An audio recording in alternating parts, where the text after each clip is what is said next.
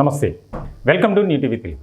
ACB అధికారులకు మరొక ఉన్నత అధికారి తెలంగాణకు సంబంధించి అడ్డంగా బుక్ అయ్యారు. రంగారెడ్డి జిల్లాకు సంబంధించినటువంటి అడిషనల్ కలెక్టర్ భూపాల్ రెడ్డి, ఆయన ధరణిలో కొన్ని చేంజెస్ చేయడానికి ముత్యం రెడ్డి అనే వ్యక్తి దగ్గర నుంచి 8 లక్షల రూపాయలు డిమాండ్ చేశాడు. వరుసగా తెలంగాణలో రోజుకు ఏదో ఒక చోట, ఏదో ఒక జిల్లాలో, ఏదో ఒక గ్రామంలో, పట్టణంలో ఏసీబీ రైడ్స్ జరుగుతూనే ఉన్నాయి. చాలా ముఖ్యమైనటువంటి అధికారులు రెడ్ హ్యాండెడ్గా దొరికిపోతున్నారు. ఇటువంటి సందర్భంలో ఒక రకమైనటువంటి చర్చ జరుగుతుంది. అంటే అడిషనల్ కలెక్టర్, ఆయన కలెక్టర్ హోదాలో ఉన్నటువంటి పరిస్థితుల్లో చాలా కీలకమైనటువంటి పరిపాలనాపరమైనటువంటి అంశాలను ఆయన పాటించాలి.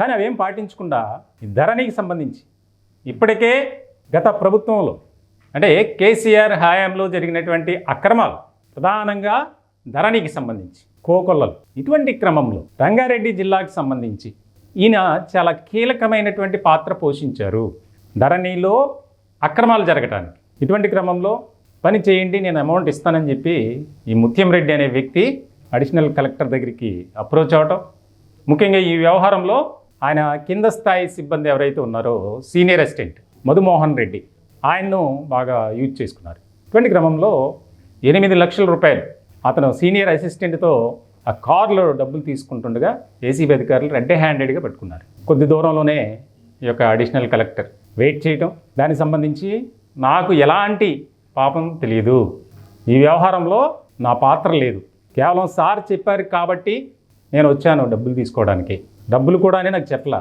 అక్కడ వెయిట్ చేస్తున్నటువంటి కారులో ఒక ఆయన మాట్లాడతారు, పేపర్స్ ఇస్తారు, అవి తీసుకొని రా అని చెప్పి పంపించాడు.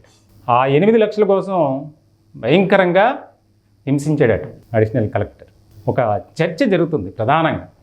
ఇప్పటివరకు చిన్న చిన్న ఉద్యోగులు లేదంటే ఒక మాదిరి సిబ్బంది ఏసీబీకి రెడ్ హ్యాండెడ్గా దొరికిపోతుంది మనం చూస్తుంటాం, వారి ఆర్థికపరమైనటువంటి ఇబ్బందుల కారణంగా. ఈ మధ్య తరచుగా మనం చూసిన పోలీస్ డిపార్ట్మెంట్లో అవినీతి ఏరులై పారుతుంది. ఎక్కడో చోట పోలీస్ సిబ్బంది దొరుకుతూనే ఉన్నారు. ఇటువంటి సందర్భంలో ఒక్కసారిగా అధికార వర్గాల్లో చర్చ. ఇప్పుడు ఈ వ్యవహారంతో రంగారెడ్డి జిల్లాకు సంబంధించి ధరణి పోర్టల్లో జరిగినటువంటి అవినీతి అక్రమాలు ఏవైతే ఉన్నాయో అవన్నీ ఒక్కొక్కటిగా బయటికి తీస్తున్నారు ఏసీబీ అధికారులు. చాలా అక్రమాలకు పాల్పడ్డారు, అధికారం అడ్డు పెట్టుకొని ఈ అడిషనల్ కలెక్టర్ అనేది కూడా ఆయనపై అనేక రకాలుగా ఆరోపణలు, విమర్శలు వినిపిస్తున్నాయి. మొత్తానికైతే ఒక బిగ్ ఫిష్ అనేది ఏసీబీ పట్టుకుందనే చెప్పాలి.